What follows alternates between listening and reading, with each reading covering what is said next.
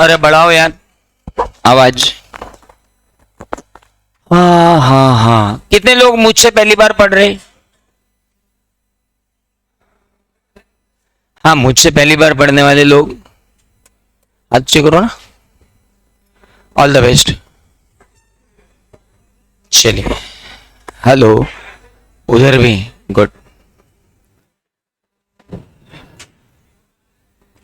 और जो मुझसे पढ़े हुए हैं उनको हाथ उठाने की जरूरत नहीं है। आप लोगों का भयंकर धन्यवाद कि दूसरी बार भी मेरे से ही पढ़ना है। मतलब ये बताता है कि आपको ये लगता है कि मेरी गलती से ज्यादा आपकी गलती थी। Thank you. नाउ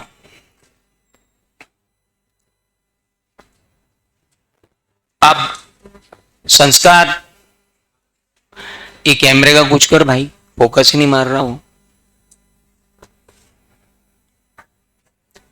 इसको थोड़ा आगे कर देना। अरे डब्बे को, डब्बा ही आगे कर दे पूरा। तो ये तो कुछ भी तो नहीं हो रहा उस, बच्चे बोल रहे हैं। हाँ, अब ठीक है। थोड़ी देर में फिर ब्लर हो जाता हूं, मैं थोड़ा सा हिलता हूं। चलिए, सो अब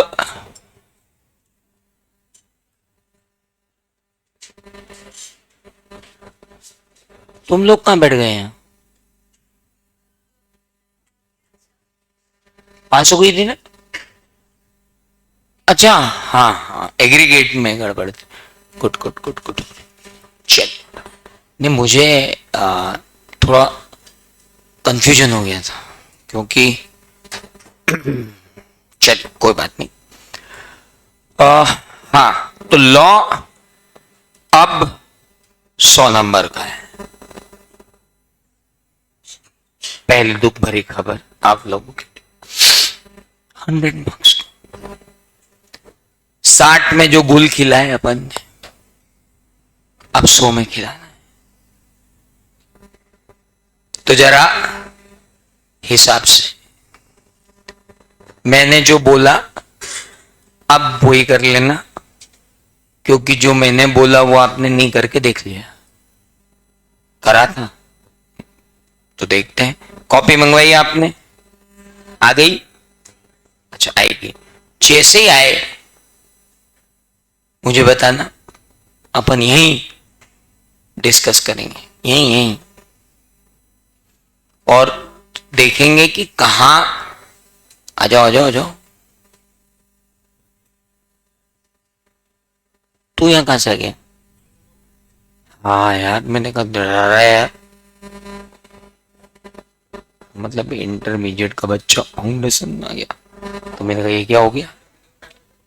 हाँ यार, चलो लेट्स मूव। हम हैं नए कोर्स पर, और जरा नए कोर्स में अब हम शुरू करें कि हमें क्या क्या ज्यादा पढ़ना है। तो आइए, ऐसा क्या आया जिसने बिजनेस बीसीएआर को हटाया? तो बीसीएआर अब नहीं है। एक चैप्टर है जिसका नाम है Indian regulatory framework. Lallu chapter है यार, उसको बुलाओ ना संस्कार को। बिल्कुल लल्लू चैप्टर है और पूरे मार्क्स देता है आपको 4, 4 से 5 नंबर। एक डॉक्यूमेंट और दिखाऊंगा मैं आपको, जिस डॉक्यूमेंट को देखने के बाद आप ये पाएंगे कि मार्क्स का डिस्ट्रीब्यूशन क्या है। मैं उस पर भी आऊंगा। सो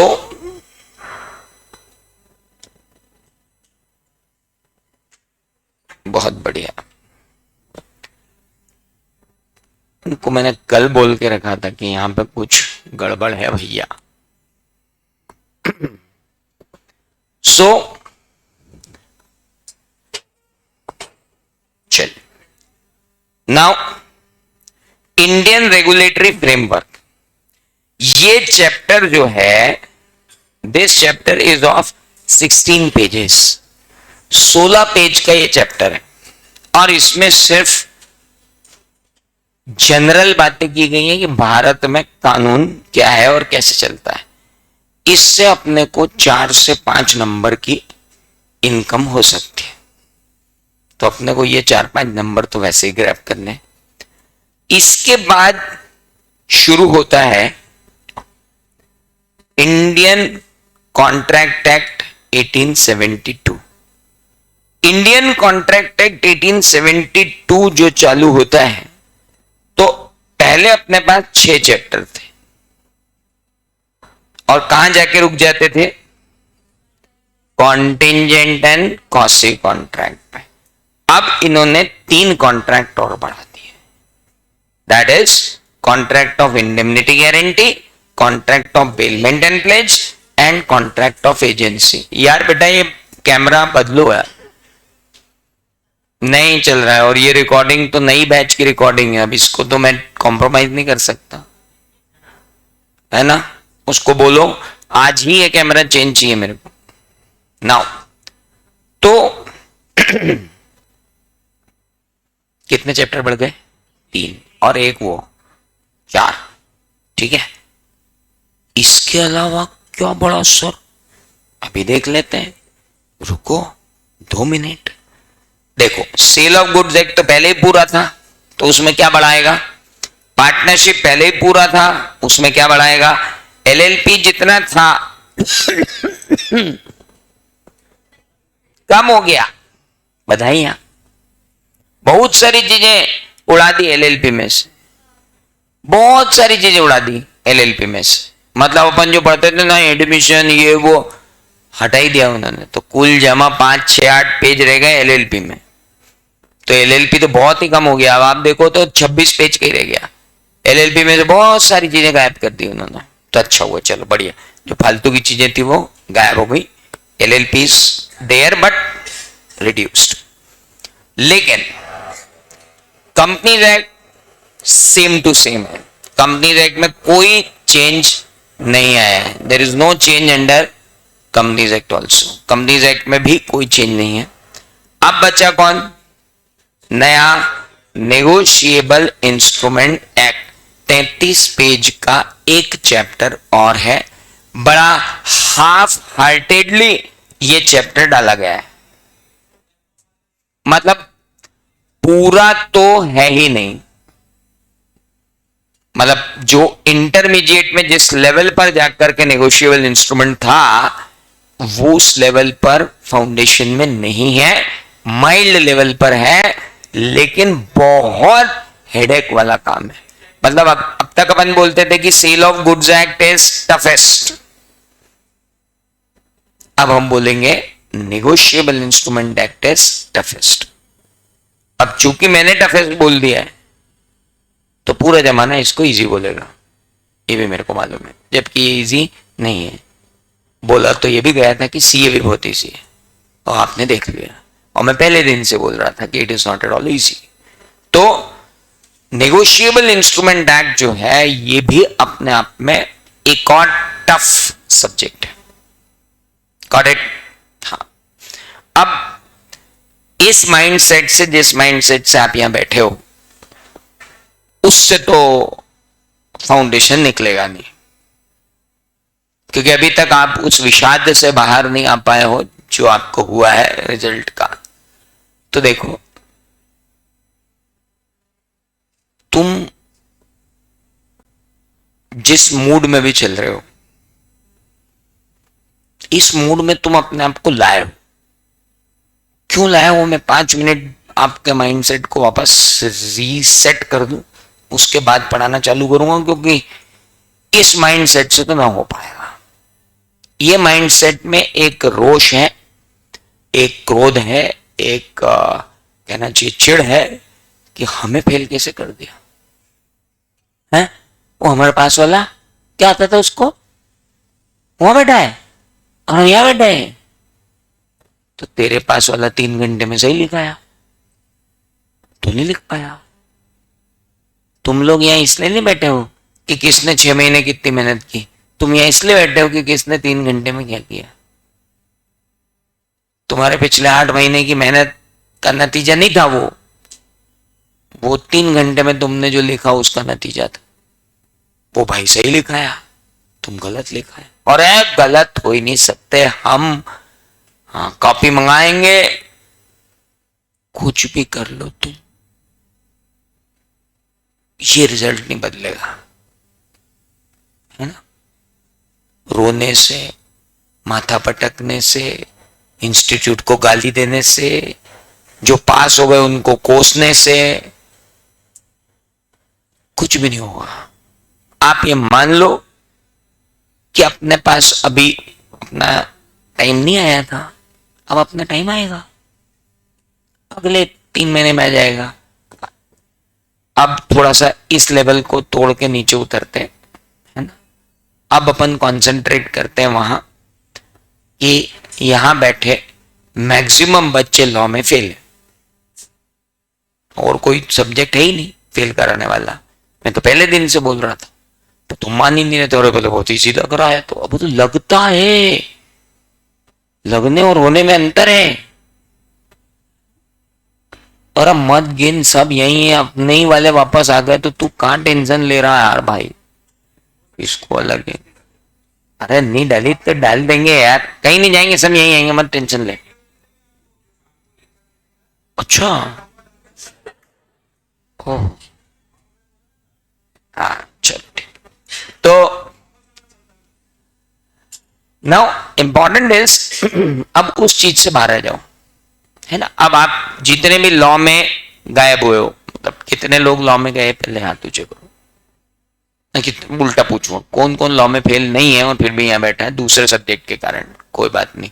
तो इस बात की बिल्कुल गारंटी मत लेना कि अगली बार अपन लॉ में उतने ही लाएंगे जितने अभी लाए थे, नहीं। तुम भी मानोगे तुम भी फेल हो लॉ में, बिल्कुल राइट फ्रॉम स्क्रैच, कितने भी लाए उससे मतलब ही नहीं है ना। अब लॉ में नंबर नहीं आने के कारण में सबसे पहला कारण, यहां बैठे कितने लोगों ने 100 नंबर का पूरा अटेम्प्ट किया था, 1 2 नंबर का छोटा था, 1 और 2, आप दोनों की कॉपी मंगवाई। हाँ, अपन आपकी कॉपी को यहां पे एनालाइज करेंगे कि क्या हुआ। आपको कितने है, 42, तो फेल का है लॉ में। हाँ ठीक है, नो बुलाओ, इसकी 42 की तो मैं करूंगा, आपकी तो हमारे लिए केस स्टडी होगी कि आदमी 98 नंबर का लिख के आता है फिर भी क्यों नहीं आते, और इंग्लिश में अगर आ जाते हैं तो फिर भी लॉ में क्यों नहीं आते। His copy will be example for us. 54, वाह वाह वाह वाह, बहुत बढ़िया। चलो अब अगली बात, कौन सा सेक्शन आपको टफ गया था, ये तो हमको पता नहीं पड़ा सर। इंडियन कॉन्ट्रैक्ट एक्ट टफ गया था, कि sale of goods act tough गया था, कि पार्टनरशिप टफ गया था। हाँ तो रुको ना, अरे भाई साहब, अरे ऐसा क्या कर रहे हो, डरना मत हो, इसकी शक्ल देख के यही है अपराधी जिसने आपको यहां बिठाया। आओ, ये देखो, कारणों का पता लगाए बिना अपन नहीं हिल सकते।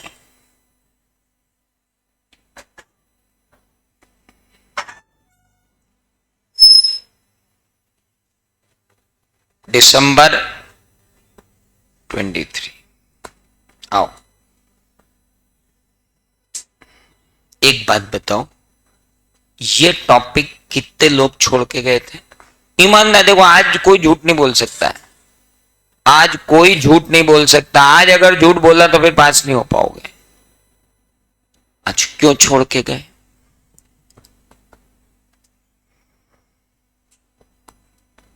अगर ये छोड़ के नहीं गए होते तो ये कितने मार्क्स का था, 4। मैं भी आपको पास करवाता हूं, देखो। तो 3 जोड़ लो। 3 जोड़ के जितने लोग इस क्वेश्चन को छोड़ के आए हैं, क्या 3 जोड़ने से वो पास हो जाते? तो हाथ ऊंचे कर दो। ये 2 पास हो जाते, वो 3 लोग पास हो जाते अगर ये टॉपिक, ये 4 लोग पास हो जाते अगर ये टॉपिक पढ़ के चले जाते। तो तुम बुद्धू थोड़ी हो। नहीं, ये एग्जाम ये प्रूव करने के लिए नहीं है कि तुम अयोग्य हो। ये एग्जाम सिर्फ ये प्रूव करने के लिए है कि तुम थोड़ी सी मेहनत और करने के योग्य हो, वो कर सकते हो। और जरा सी और की कि काम ही बन जाएगा। अच्छा, अब इसमें क्वेश्चन जो था, किनको लगता है कि उन्होंने पढ़ा तो था लेकिन वहां जाके गलत कर दिया? सही तो बताओ, तो पता चलेगा कि गलत किया कि नहीं किया। इसमें गलत करने लायक था क्या? चलो वो तो जब टाइम बाद पेमेंट करेंगे तब देखेंगे। आओ, दूसरा क्या था? Government company. ये तो मेरा ख्याल है सभी का सही गया होगा। अच्छा, आप में से कितने लोग हैं जो वहां जाकर के ये कंफ्यूज हो गए कि पेड अप कैपिटल 9.5 है और 2,50,000 लिए हुए हैं इन्होंने? तो इसमें कंफ्यूज होने वाला पॉइंट क्या था? स्टेट गवर्नमेंट टैक्स है, स्टेट कंट्री में 48 लाख शेयर होल्ड कर रखे हैं वाई लिमिटेड के, पेड अप कैपिटल 9.5 करोड़ है और 95 लाख शेयर्स हैं। तो 95 में से 48 लाख किसने ले रखे हैं? एक्स ने, और गवर्नमेंट ऑफ एक्स ने। और वाई लिमिटेड डायरेक्टली कितने ले रही है? 2,50,000 share of Z private limited. हाँ, तो इसमें तो कुछ कंफ्यूजन वाला पॉइंट ही नहीं था। मेरे ख्याल तो सभी का सही गया होगा। अच्छा, इतने लोगों ने गवर्नमेंट कंपनी की डेफिनेशन लिखे बिना इसको बोला करा कि ये गवर्नमेंट कंपनी है। 1 2, ईमानदारी बहुत भयंकर जरूरी भाई साहब। आज अपन झूठ नहीं बोलेंगे अपने आप से। गवर्नमेंट कंपनी की डेफिनेशन लिखे बिना इस प्रॉब्लम में ये प्रूव करना कि ये गवर्नमेंट कंपनी थी कि नहीं थी, कितने लोगों ने किया? 1 2 3 4 5 6 7 8 9 10। उधर अलग हाथ खड़े हैं सारे के सारे। ओ नालायकों, अगर गवर्नमेंट कंपनी की तुमको मिला है इसमें 1 नंबर, अगर गवर्नमेंट कंपनी लिख देते तो 3 और मिल जाते। चलो 3 नहीं मिलते, 2 और मिल जाते। क्या 2 और मिलने पर वो लोग पास हो जाते जो इन्होंने ये गड़बड़ की?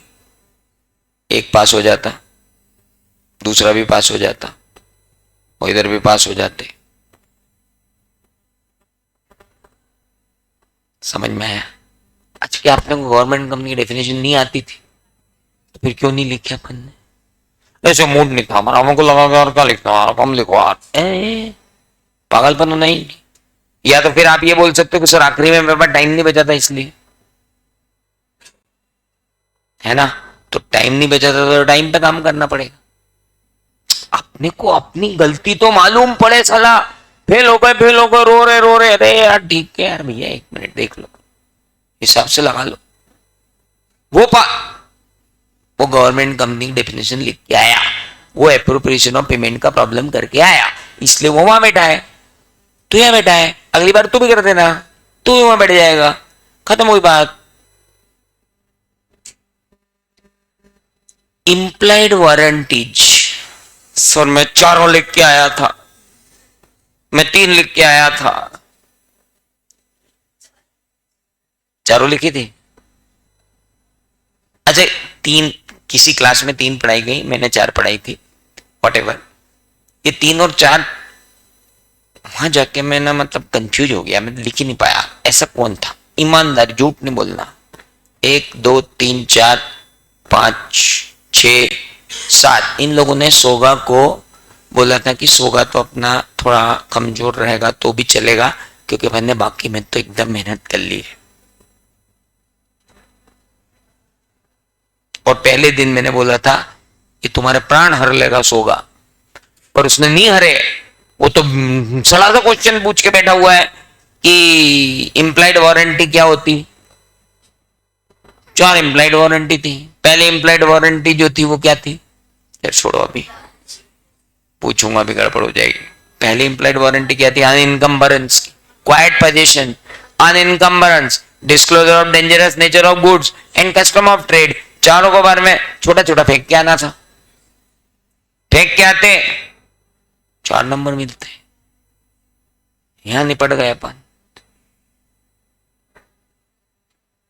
चलो बस सर, यही 2 छोड़ के गया था मैं, 7 नंबर में पूछ लिए। हाथ ऊंचे करो फटाफट। ये देखो, ये है मेन अपराधी। ऑप्शन में छोड़ दिया था। नहीं नहीं, मैं बोल रहा हूं कितने लोगों ने इसमें गड़बड़ करी थी। ऑप्शन में क्यों छोड़ दिया? और तुम तो साले नालायक हो, तुमने इन दोनों में तो मेरे से मतलब 3-3 4-4 एग्जाम्पल पूछे थे। फिर तो ये तो करके आना था ना 7 नंबर का। अच्छा चलो इसकी 12 बजाऊं, किसके लिए छोड़ा इसको? अब वो तो बताओ किसके लिए इसको छोड़ के ये पकड़ा, क्या बताओ कौन सा वाला पकड़ा तुमने क्वेश्चन? कौन सा? 3rd वाला। अच्छा एक बात बताओ यार, और गजब हो जाएगा भाई साहब। 6 और 3 9 और 3 12। तो मेरे को बताओ इसके साथ ऐसा कौन सा क्वेश्चन था जो तुमको नहीं आता था? ये 5 नंबर वाला नहीं था। एक मिनट रुको, तुम्हारी 12 बजाऊं, तुम क्यों छोड़ के आए मेरे को मालूम है। तुम एलएलपी छोड़ के गए थे, फंस गए तुम साले। तुमको एलएलपी का रजिस्ट्रेशन याद नहीं था, तो तुमने कहा कौन माथे ले इसको, 7वां नंबर तो लिख देते। हम फंस गए सर। वहां जाके हमको है ना registration of changes in partnership ही समझ में नहीं आया। तो बाबू अब है ना अपनी बेवकूफियों पे जरा विशेष ध्यान देंगे। हम क्या कर बैठे हैं,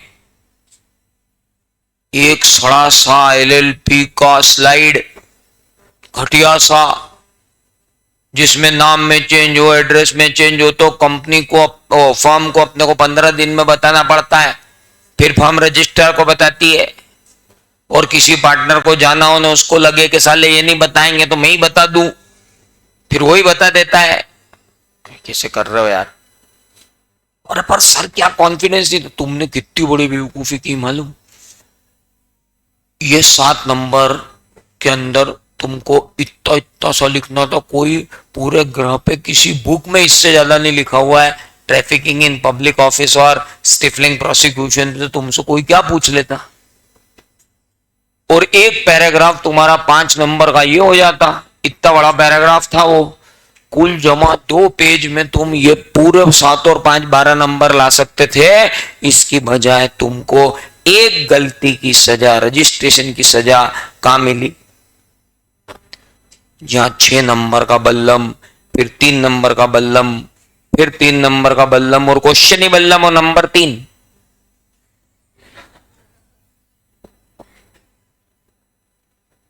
जितनी देर इस पूरे क्वेश्चन को पढ़ने में लगी, उतनी देर में तो वो हो जाता। 3-3 बार पढ़ पढ़ के किया इनको हमने वहां एग्जाम हॉल में। एक बार में तो समझ ही नहीं आया, ऊपर से पढ़ना चालू करो नीचे भूल जाए, फिर ऊपर जाके पढ़ेंगे क्या आ रहा है। आईना देखो आईना, आज तो आप पढ़ाई वढ़ाई तो चालू करेंगे। साले पढ़े लिखे तो तुम सब पहले भी थे। मैं सिर्फ ये सिद्ध करना चाहता हूं कि तुमने 3 घंटे में जो वहां पे शिट किया है, तुम सिर्फ उस कारण यहां हो, तुम अयोग्य बिल्कुल नहीं हो। तुम्हारी चॉइसेस गलत हो गई, तुम्हारे डिसीजन गलत हो गए। Because of wrong decision and wrong choices you are here, and this is learning. And don't worry about failure, क्योंकि फेल्यूर तो मेरी डॉटर भी हुई है इन इंटरमीडिएट। वो यहां से निकाल लगी, वहां गुड़क गई। वो भी बेटी 6 दिन तक भयंकर रो रही। मैंने कहा तूने क्या सोचा था, तेरा बाप सीए तो तू सीए बन के निकलेगी? बोले नहीं ऐसा नहीं। तो मैं कहा तूने क्या सोचा था कि तेरा बाप इतनी बड़ी कोचिंग क्लास चलाता तो तू पास ही होके निकलेगी? बोले नहीं ऐसा भी नहीं था। तो फिर मैंने कहा क्या था, इतना रोने का क्या है? हम फेल हो गए। तो हो गए, अब कैसे पढ़े? तो फिर मैंने अपनी पूरी फाइल निकाल ली सीए की, 10 मार्कशीट रख दी घर में सामने। मैंने कहा गिन ये 10 मार्कशीट है मेरी सीए की, इसमें कितनी पास की?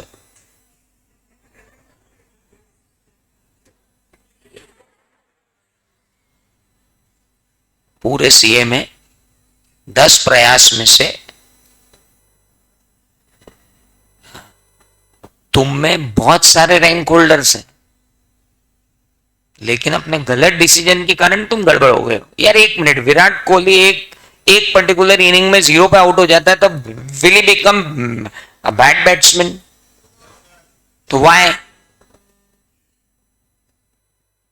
वो गंदा बैट्समैन है, बोला 0 पे आउट हो गया, पागल। 1 मिनट, उसका डिसीजन गलत हो गया, उसको जो शॉट की चॉइस थी वो शॉट की चॉइस ही गलत हो गई, इसलिए फेल हो गई। तो ये तो चलता रहता है ना? तुम अपने दिल पे मत लो। तुम भगवान के ऊपर से उतारे हुए कोई विशेष आदमी नहीं हो जिसको हमेशा जीवन में सफलता ही मिलेगी। ओ भाई, this is part and parcel of life.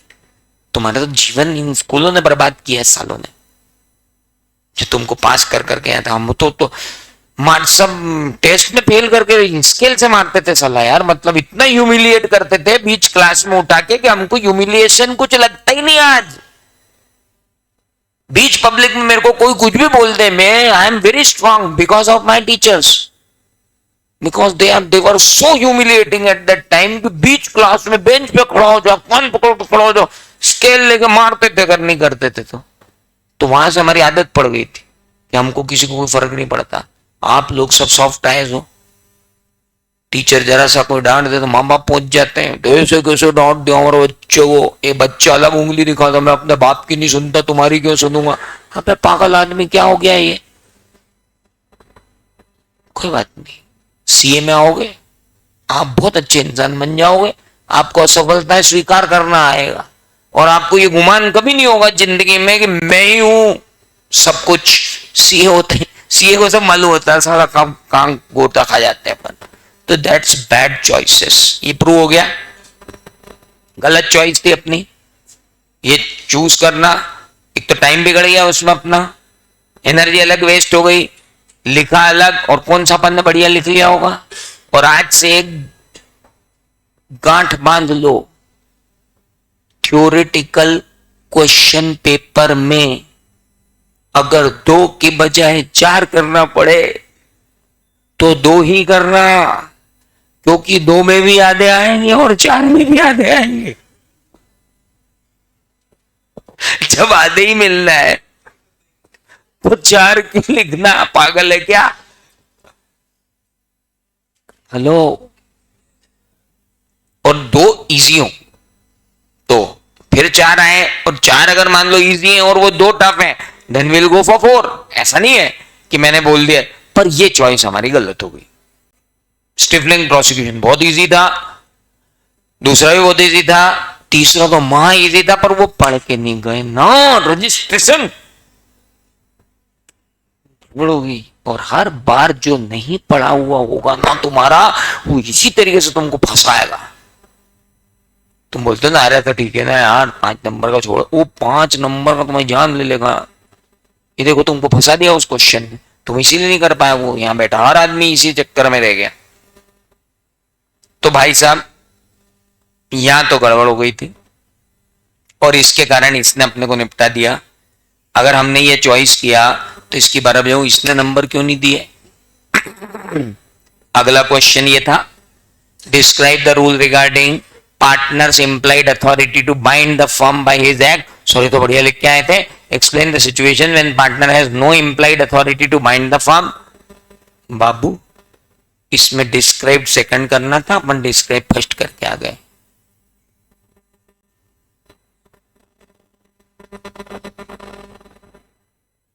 Second first क्या होता है?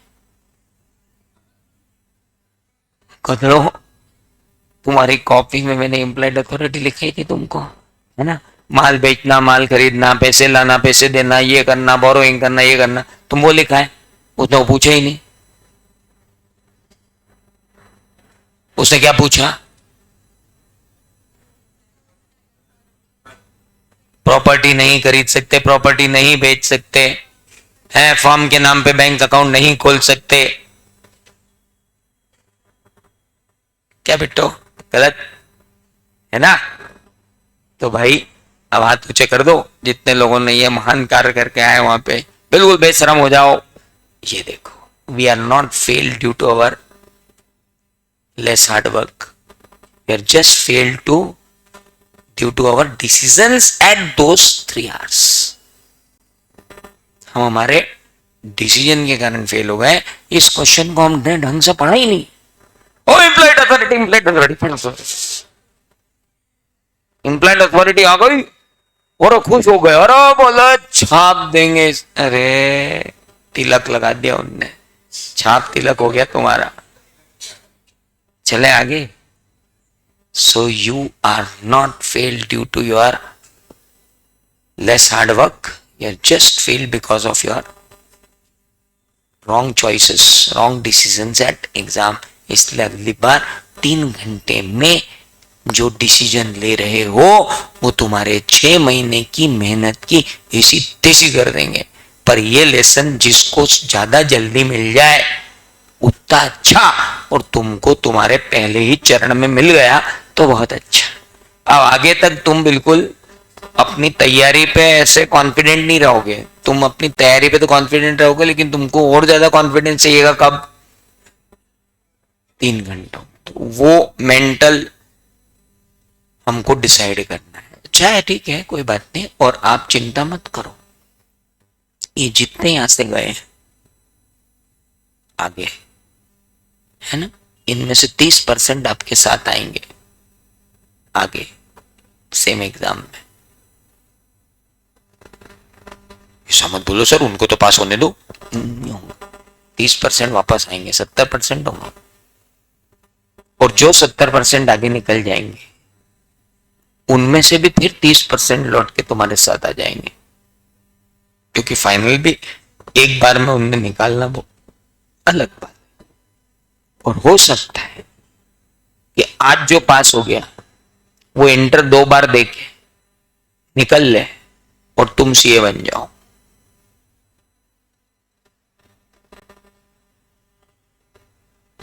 तीन महीनों के लिए रोना गाना मत करो, हमारे तो 6 महीने चले गए। अरे इधर 7 मल्टीप्लाइड बाय 6, 42 महीने गुजारे हैं वनवास में हमने। काहे टेंशन लेते हो? 42 महीने वेस्ट करने के बाद भी अपन बेस्ट सीए, को टेंशन नहीं, है ना। लड़कियों की उम्र, लड़कों की सैलरी और सीए के अटेम्प्ट कोई नहीं पूछता, जो पूछता है वो बदतमीज होता है। समझ में आ गई बात? चलो, mobile phone was displayed at a price of 10,000 attached to the mobile display box at a price displayed was very less as compared to MRP of mobile phone. Why a customer rushed to the cash counter and asked the shopkeeper to receive the payment and back up the mobile phone? The shopkeeper refused to hand over the mobile phone to Y in consideration of price indicated in the price tag attached to the mobile phone. Y seeks your advice. Indian contract act सब लिख के आए, invitation to offer.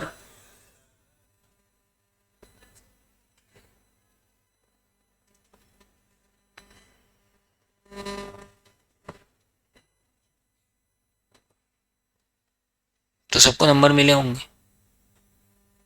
कितने लोग इसको invitation to offer नहीं लिख के आए? कोई भी नहीं बैठा यहाँ पे। और जो टॉपिक सबके अच्छे होते सबके अच्छे हैं। तुम यहां जितने बैठे हो ना, सब लाइक माइंडेड लोग हो, तुमको मालूम है।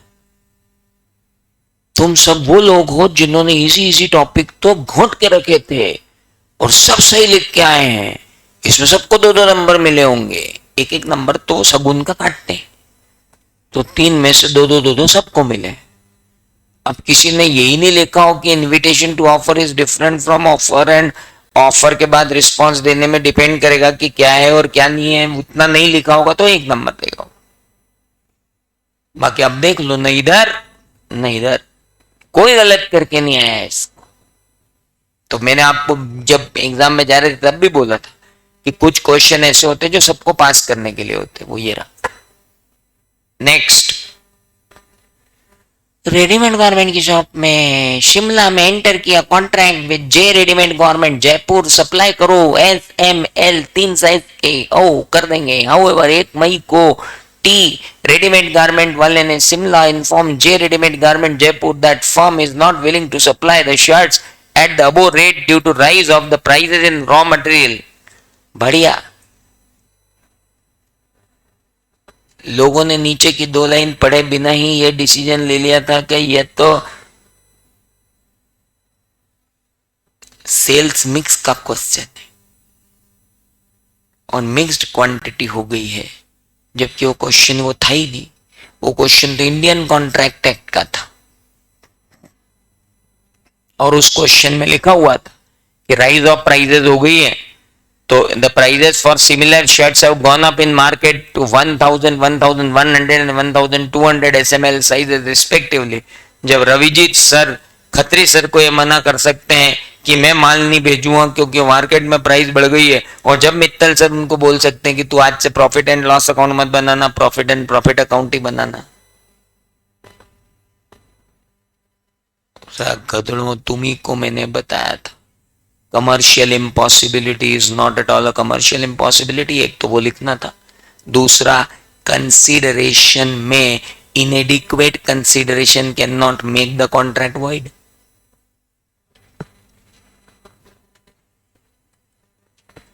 क्या लिख के है नालायक को? कमर्शियल इम्पॉसिबिलिटी कितने लोगों ने लिखी और बाकी सबने क्या लिखा है? किया ही नहीं, किया था। अब तो क्या लिख के है? Sales mix. फिर examine the rights of readymade garment Jaipur in this regard. तो ब्रीच ऑफ कॉन्ट्रैक्ट हुआ कि नहीं हुआ? हुआ। हुआ। तुमने लिखा कि नहीं ब्रीच ऑफ कॉन्ट्रैक्ट? लिखा। ब्रीच ऑफ कॉन्ट्रैक्ट में क्या क्या रेमेडी ले सकते हैं? लॉसेस की, नॉर्मल डैमेजेस की। नॉर्मल डैमेजेस कैलकुलेट किए, तो कैलकुलेट नहीं करेंगे तो कैसे काम चलेगा भाई साहब? कितने शर्ट के पीस क्यों दिए उसने आपको? 300 ने, 900 ने, ये यूं ही। अब आया ना समझ में साला, कहां नंबर कटे बे? पीस दिए ना उसने, हैं? तो क्या मतलब तुम उसको ठेके पे दे के आ गए कि भैया तुम कैलकुलेट कर लेना, नुकसान हुआ उतना ले लेना?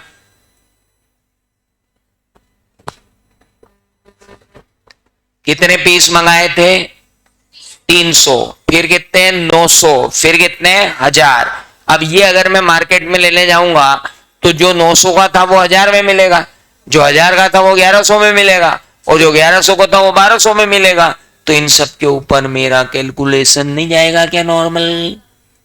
तो फिर नॉर्मल लॉस का कैलकुलेशन करके लिख के आना था वहां पे कि नॉर्मल लॉस है। कमर्शियल इम्पॉसिबिलिटी के कारण यह कॉन्ट्रैक्ट जो है वॉइड नहीं होगा, यह कॉन्ट्रैक्ट वैलिड होगा। इसे ब्रीच ऑफ कॉन्ट्रैक्ट कहा जाएगा। ब्रीच ऑफ कॉन्ट्रैक्ट के अंदर इतना लॉस रिकवर करेगा कौन?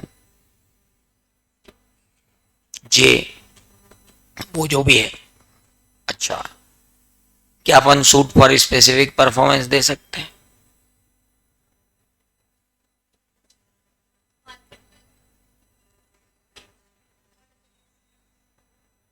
मेरे को कहीं और से नहीं मिल रहा है यार माल, तो मैं क्या सूट फॉर स्पेसिफिक परफॉर्मेंस बोल सकता हूं? बिल्कुल बोल सकता हूं, क्यों नहीं बोल सकता हूं? पैसा वैसा तो नहीं दे दिया था इसको अपन ने, नहीं दिया था, but suit for specific performance तो मैं बोल सकता हूं। और अगर ये हमारा माल किसी और को बेचता हुआ मिल गया तो मैं सूट फॉर इंजंक्शन भी डाल सकता हूं। उसने आपसे क्या पूछे हैं? राइट्स।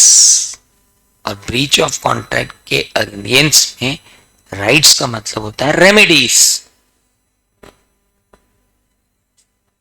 और अपने को रेमेडीज डिस्कस करनी थी और अपन एक खाली लॉस डिस्कस करके भग गया है। हेलो, ध्यान रखो बेटा, इसलिए बोलते हैं practice is must. Unpaid seller who has possession of goods exercise the right of lien if he has mentioned such circumstances when he does not। ये तो पूरा अपना चार्ट का चार्ट था, सब छापाए होंगे डिग्री तक, है ना? तो बढ़िया, इसमें नंबर मिल ही गए होंगे। हाँ जी, तो 40 कहाँ से आएंगे? 28 आने के लिए कुछ तो लिखना पड़ेगा। State giving with the reason whether the following are partnership as per provision. ये तो सबने कर लिया होगा,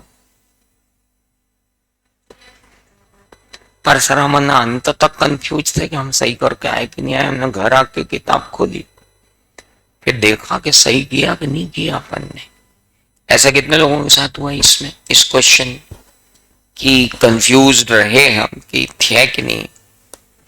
x and Y and Z agree to divide the profit equally but the loss if any is to be borne by X alone. Is it case of partnership?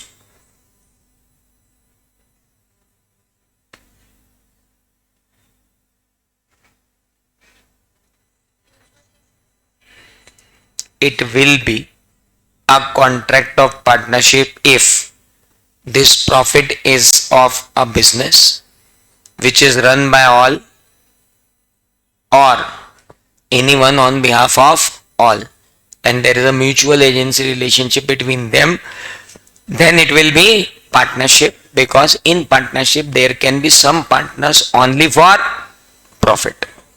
इतनी बातें लिखनी थी, फिर अब गड़बड़ हो जाएगी। तो कंक्लूड थोड़ी करने का बोला, उसने बोला giving reasons whether following partnership as per partnership act of अंदर। तो आपको ये पार्टनरशिप प्रूव करने के लिए क्या चाहिए? एक बिजनेस रन बाय ऑल और anyone on behalf of all, ये लिखना था। और साथ में ये लिखना था कि ये हो सकता है कि loss if any it will be borne by X alone, बाकी दो पार्टनर इन प्रॉफिट्स हो सकते हैं, no problem if agreed otherwise। हाँ,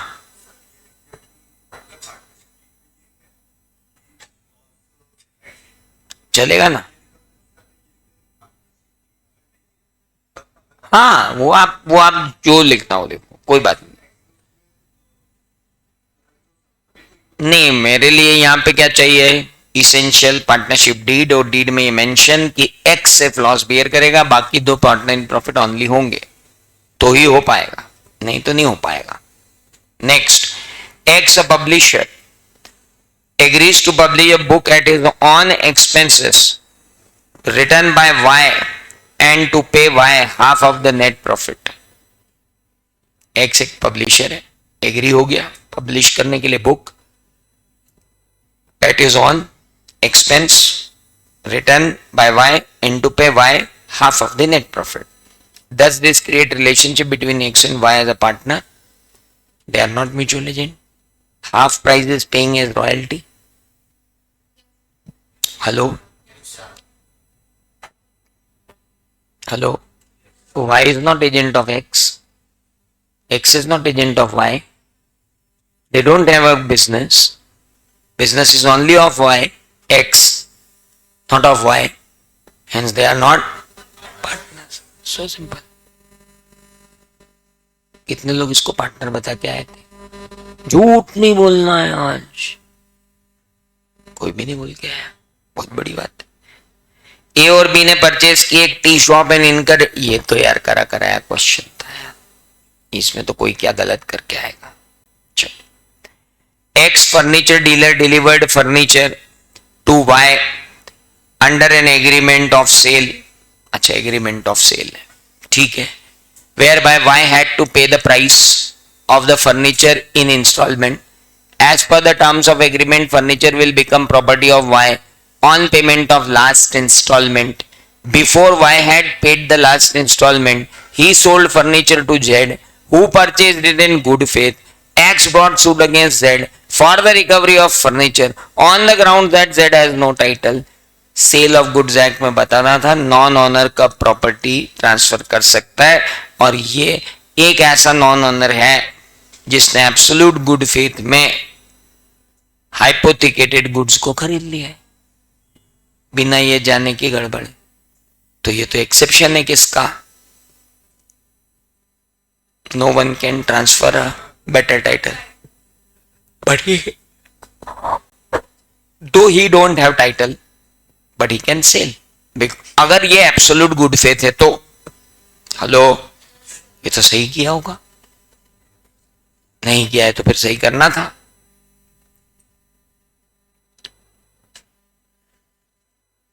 Against B's tender, R agrees to sell and deliver 1000 kg tomato, 100 per kg shall be delivered 15 July. Due to rise in prices of tomato in market, R delivered only 700 kgs and agreed to deliver balance quantity next month. B accepted 700 kgs of tomato sent by R. Later R failed to deliver the balance quantity, and also B refused to pay the price of 700 kgs of tomato to R as he failed to fulfill the tender conditions stipulated in contract of sale.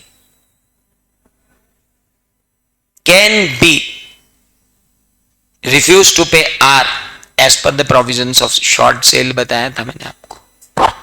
Performance of contract of sale में तीन चीजें बताई थी, short quantity, excess quantity और mixed quantity. यहां क्या है? Short quantity. Short quantity में आपके पास क्या राइट था? कॉन्ट्रैक्ट को वहीं रेप्यूडिएट कर देते और बोल देते कि भैया ये वापस ले जा।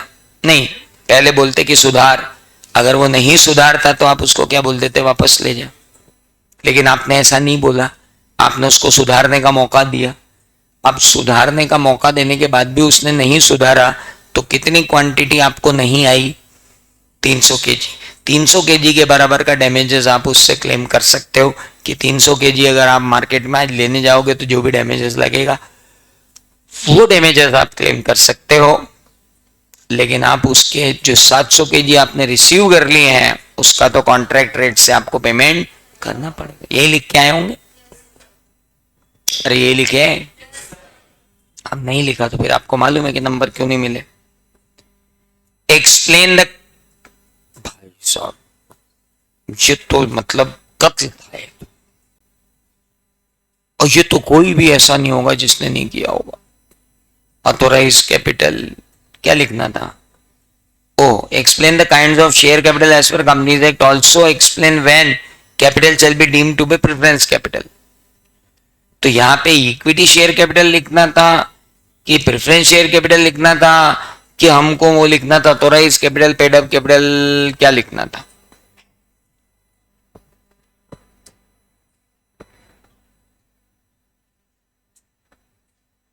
सर ये कंफ्यूजन तो यहां हो रहा है, वहां तो हुआ ही नहीं है। वहां तो हमको ये कंफ्यूजन नहीं हुआ। उसने क्या पूछा?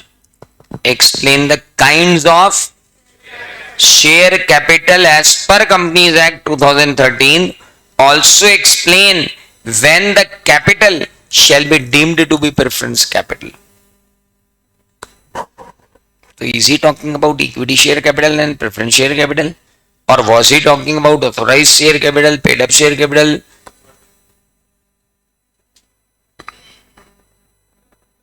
अपने मॉड्यूल में टाइटल क्या दिया है? Kinds of capital and classes of share दिया है, या classes of capital kind of share दिया है?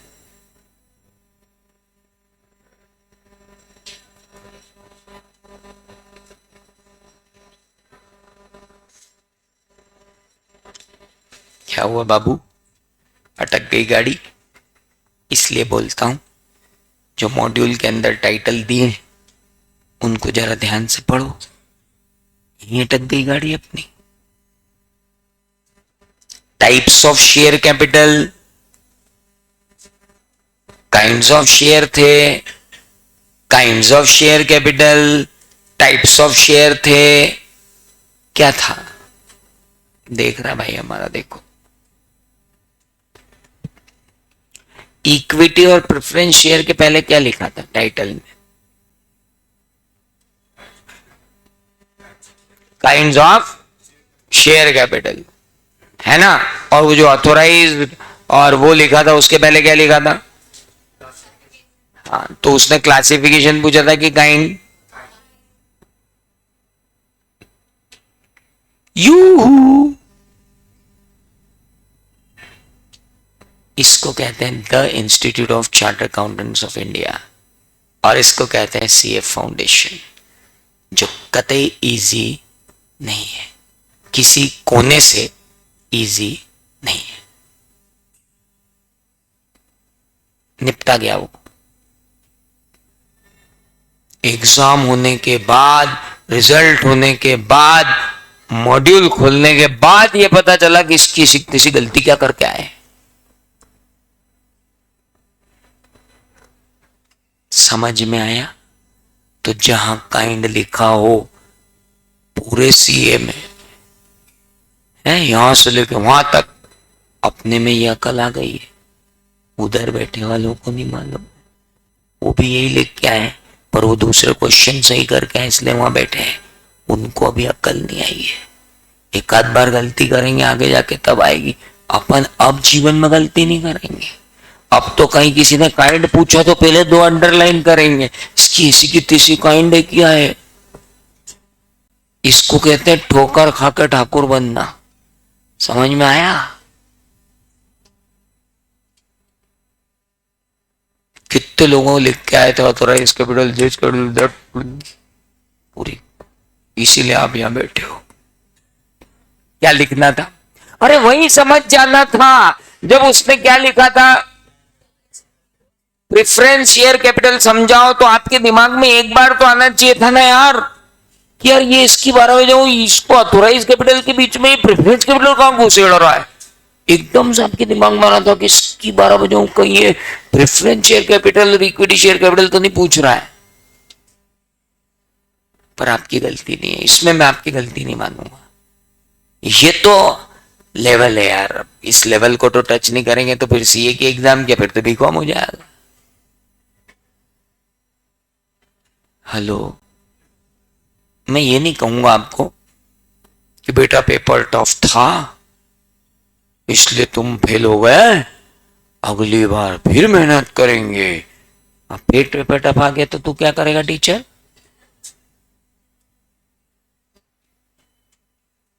मेरी क्लास का कोई टीचर बोल दे या इंटर फाइनल तक जाके कि बेटा पेपर टफ, तो लप्पा मार दूंगा। तू टीचर किस बात का है बे? पेपर कैसे टफ हो गया? बच्चे ने बेवकूफी की तो बेवकूफी समझा कि बेटा तूने ये बेवकूफी की, अगली बार नहीं करना। अब तेरे को ही समझ में नहीं आया कि बेवकूफी क्या है तो फिर ये गलतियां बिल्कुल बर्दाश्त नहीं होंगी अगली बार। आप फिर देख लो,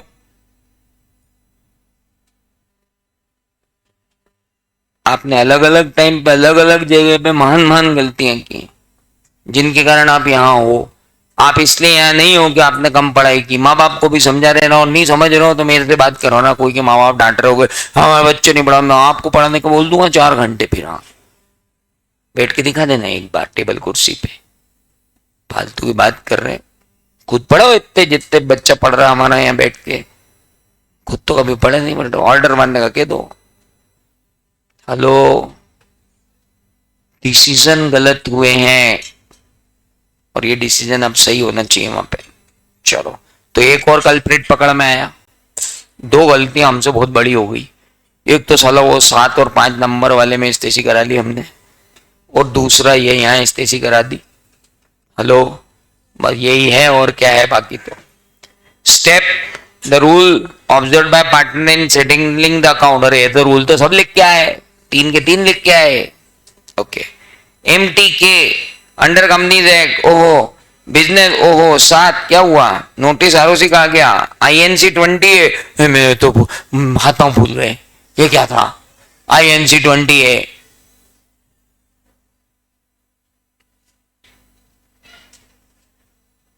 क्या है ये?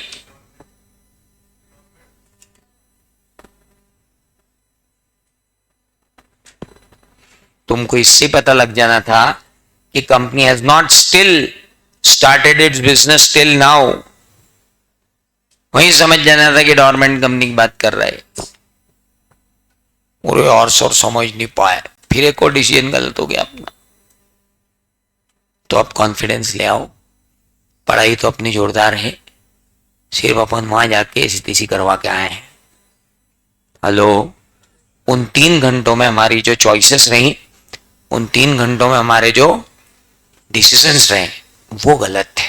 और अब अपने को इस बात पे ध्यान देना है कि अपने डिसीजन वहां गलत, और इसके लिए यहां पे अपने को बहुत प्रैक्टिस करनी पड़ेगी।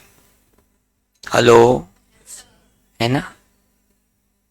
न जिद करने से दुनिया बदलेगी, न पीछे पड़ने से दुनिया बदलेगी, न कोई मोटिवेटर तुमको कोई मोटिवेशन दे सकता है।